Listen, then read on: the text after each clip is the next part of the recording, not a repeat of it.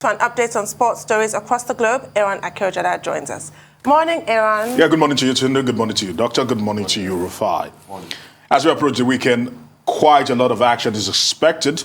And let's start it off from that particular point. The Women's Africa Cup of Nations will be sounding off this weekend. On Saturday, Morocco will be in action, the host city, and they will be expected to take on Burkina Faso. And for the Super Falcons, they go in there as defending champions. They will be playing on Monday, and everyone is expecting the blockbuster fixture between them, talking about the Super Falcons and the Bayana of South Africa. So let's see what actually happens. The festivities begins on Saturday, and we will try as much as possible to sound it off, because not enough attention is being given to the Women Africa Cup of Nations like it is for the Male Africa Cup of Nations. So let's say we wish our Super Falcons all the best. They are going for a record 10th trophy. The only teams to have actually won anything is Equatorial Guinea with 2. The Super Falcons have won 9 out of the 11 that is available. So let's see if they can actually do 10 out of 12 for them. Now, talking about things still in Africa, the CAF Awards nominee list has been released. A lot is expected, and people are beginning to question why did Victor Osimhen not make the list. But Moses Simon actually was part of the Player of the Year nominee. Of course, some major names like Mohamed Nene was in the mix, not leaving out the guys that would justify for it. Ultimately, talking about Mohamed Salah and Sadio Mane. For the young guys, Amao was part of the list. You remember he was part of the team that actually won the WAFU tournament. So certainly he's one to watch out for the future. So let's keep keeping our fingers crossed. As Oshola for the female, who seems to be dominating, and she's looking like she might actually even win it because she had a stellar career and a stellar season with Barcelona Femine. Away from that, Wimbledon. Now, talking about the youngster that is hungry for success, Coco Gauff on the day showing, channeling an inner Serena Williams, of course, going against Bananescu and actually beating her 6-2, 6-3. But what actually thrilled me more was the celebration, all right, doing the Serena Williams spin there and just saying hi to the audience, and her family were there to celebrate with her. And she says she's fulfilled her dream by actually playing center court. We would have thought to our 15-year-old self that she will be playing center court, and that's how thrilled she is to be at FW19. Now, away from that, let's talk about Rafael Nadal. Rafael Nadal also was in action and certainly made the moves against Benakis on the day. He was made to sweat it out, 6-4, 6-4, 4-6, 6-3. And Benakis actually stretching the Spaniard on the day. For Novak Djokovic had it quite easy as he actually put aside the New Zealander Kubla, 6-3, 6-4. And the game was suspended at 5-4 and going straight into the next round there.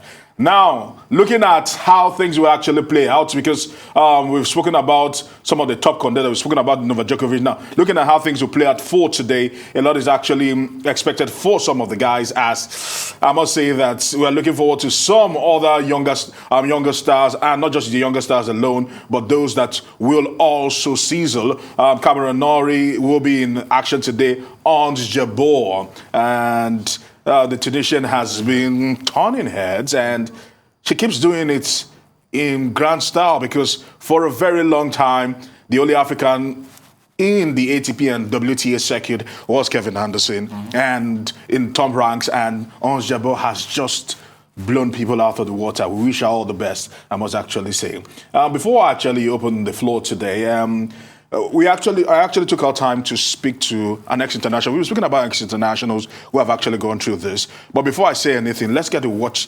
the teaser of an interview that will be coming up tomorrow. De wedstrijd toe en dan bang maar. A man who was destined to rule the world with his feet was on the verge of losing it again. This is the story of a man called the African Maradona, Etim Essen. He said, I'm even lucky that I came earlier, that in the next 2 months that I might not even be able to walk if this surgery wasn't done. In my life, I always have people who are there for me.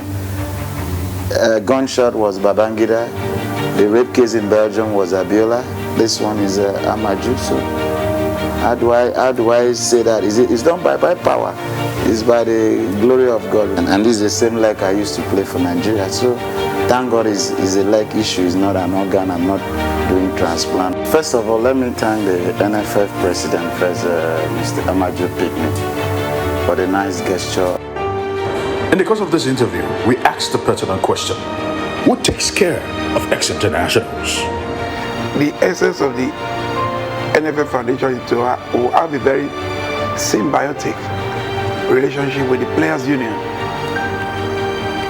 whereby it's not just giving money or waiting for them to fall sick.